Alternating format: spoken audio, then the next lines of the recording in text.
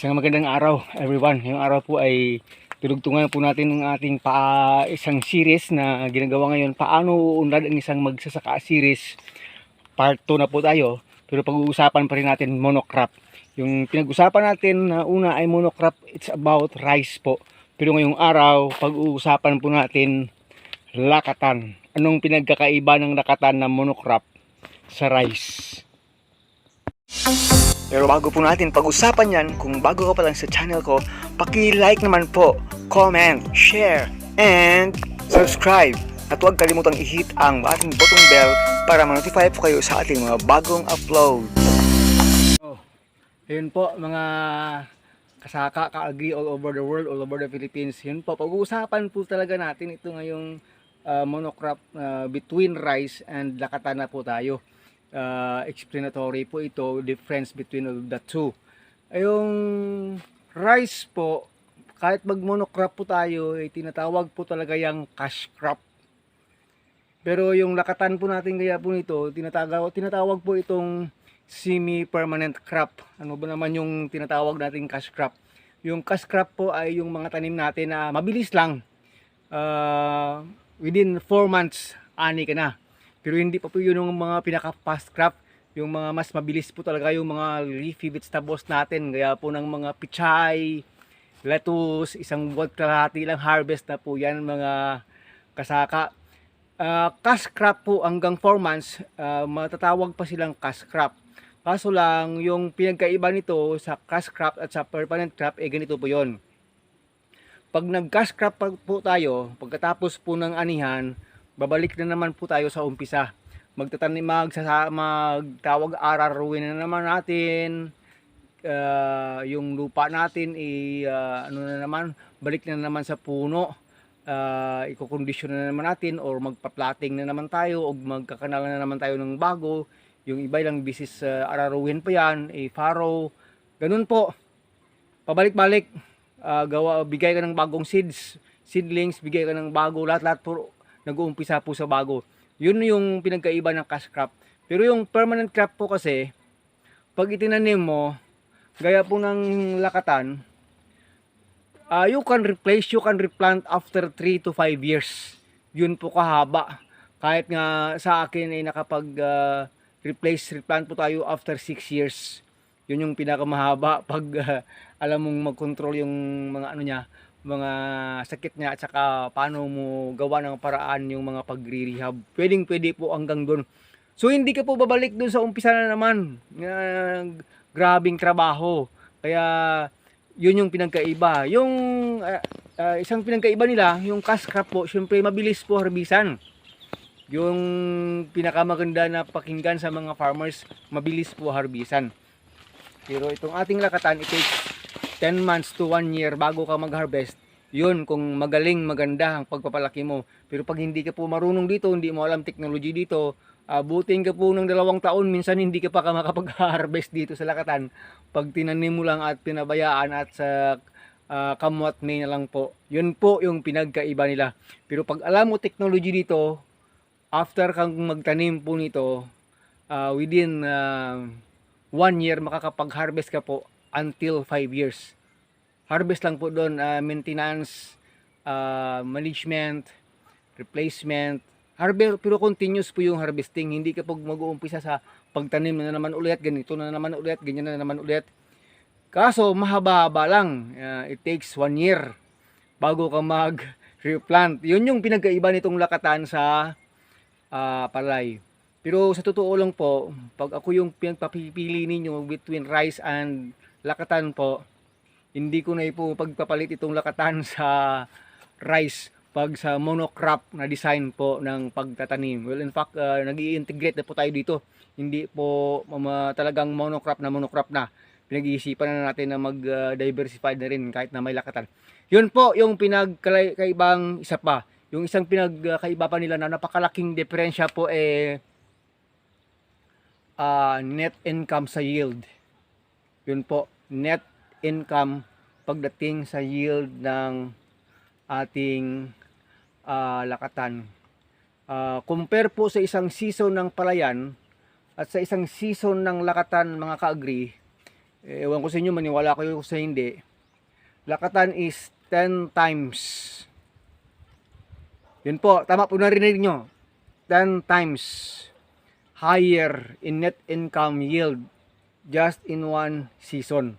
Ganun po kalaki yung diferensya nila, 1:10. Minsan po, pag mahina pa yung palay mo, naging 1:11, 1:12 ratio pa po yan. Bakit kaya nagkaganon yan? Pero hindi ko po sinasabi sa inyo na baka sa inyo dyan ay 1:5 lang. Iba po dito sa amin sa Iloilo. Hanggang ngayon po, currently po, November 12 po tayo na yun, 2024. Yung pinaka-less na price ng lakatan na ngayon sa farm gate, 55 to 65 pesos per kilo po. Yan pa rin yung presyo hanggang ngayon.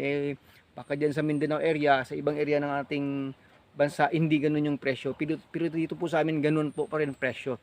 Dahil po sa kulang ng supply, tumatrabaho po talaga yung supply and demand. Lalong-lalo na po ilang beses nang dumaan yung mga bagyo dito sa amin, hagip din, maraming nasitumbahang mga puno na rin, kaya po doon sa old area ko, daming natumba. Sa mga kasama nating nagtatanim ng lakatan, maraming natutumba. So yung mangyayari po dito ay talagang hindi lang mamimaintain yung price, tataas pa po siya, kasi po ber na tayo ngayon, November na po tayo ngayon, hanggang dito kasi hanggang February, March, mataas pa rin yung presyo pag mayroon ka lang supply. Ganyan po yung trending dito sa amin sa Iloilo. Lalo na muna po pag hindi makapasok dito yung supply galing Mindanao, Davao area, mataas po talaga presyo. So masasabi natin sa inyo na firm po tayo sa ating stand na ganun kalaki yung diferensya ng paglalakatan sa monocropping compare po sa pag-rice. Yon. Paano na naman sa ibang ano nito, tawag doon ibang ano bang term magagamit natin dito? Paano magma-manage nito? Continuous manage. Hindi po ibig sabihin na nakapag first cropping tayo sa lakatan, pinapabayaan po, hindi po. Nagbibigay po tayo ulit ng abono, kung sa inyo dyan commercial, sa atin dito more tayo sa organic, nagbibigay po tayo ulit nun. At minimaintain natin yung number of tracks nito dito. Hindi po pwedeng susobra sa isa. Pag ganitong distance natin 2 by 2 meters, isang trunk pa rin yan ng akyat para ma-maintain natin yung quality ng bunga. Yun po. Continuous pa rin yung wedding, pero hindi ka po magtatanim ulit gaya po nung sa umpisa. Pero pag dating po ng second harvesting po kasi sa lakatan, imbis na maghihintay ka pa ng 10 to 1 year, 10 months to 1 year, hindi na po aabot ng ganun. Kasi yung ating lakatan po, pag umabot po ito ng 7 months old, 6 months old, pinapasundan na po natin yan ng follower. So ibig sabihin po, pag na-harvest po natin yung mga una, kaya po nito unang puno, pag na-harvest po nito, yung kanyang next follower po, ay andyan na po yan sa mga 5 months old pag na-harvest na ito. 5 months to 6 months old na. Uumpisa na po yan ulit magbubunga. So pag harvest mo ng first cropping nitong puno niya, maghihintay lang po tayo ng 5 months. May harvesting na naman after 5 months. Ganun yung kabilis. 5 months, 6 months, ano na yun, matagal na yun. Kasi pagdating kasi ng 6, sabi ko na sa inyo, pagdating ng 6 months old ng puno na mag-uumpisa na talagang magbunga, pinapasundan na ito ng follower. Kaya hindi na masyadong matagal yung agwat bago magbubunga siya ulit. Hindi yung nag-uumpisa ka naman na magtanim ulit para magbubunga na naman after 7 months to 10 months at mag-harvest ka ng within 1 year. Hindi po. Naging mabilis na po siya. Naging 50% of the time na po siyang mas mabilis. Kaya continuous na po yung ganung cycle all year round. Pero hindi ka po maghahanap ng volume na tawag doon na harvest pagdating ng second, third, fourth. Gaya po ng first. Kasi po, kahit pinapasundan na natin ito ng follower, hindi po yan sila magsasabay-sabay lahat. Kasi iba na po yung tawag doon, yung system nila sa pagpapasunod ng ating mga, hindi pa sabay-sabay ang pagpapasunod ng mga followers. Depende po yan kasi. Pero continuous na rin yung harvest. Kaya yung ating first na harvesting po, sa first year na pagtanim nito, umaabot po yan ng ating harvesting minsan 3 months eh. Puro harvesting yan, 3 months to 4 months. Umaabot yan. Kasi hindi naman sasabay-sabay magbubunga ito. Pero pagkatapos po niyan, yung second harvesting po, parang all year round na. Every week na. All year round ay mag-harvest ka. Pero hindi po ganung bulk gaya po ng first na sabay-sabay halos magbunga. doon talaga tinilada pag hectares yung tanim mo. So yun po yung diferensya ng palay at saka lakatan. Sana po ay ma-encourage po kayo, pero wag basta-bastang lumokso, lumundag at magtanim na rin agad pag hindi po natin alam yung mga basic na mga karakteristik po ng lakatan. Anong mga needs niya, anong gusto niya, anong klase itong tanim na ito. Unawain muna, alamin muna bago po magtanim na rin po nito. So yun po, sana po ay may natutunan po tayo sa ating second series ngayon. Paano uunlad ang pagsasaka natin, ang isang magsasaka, series number 2 po on monocropping. Hanggang sa muli, Agritechnics TV. Bye-bye na!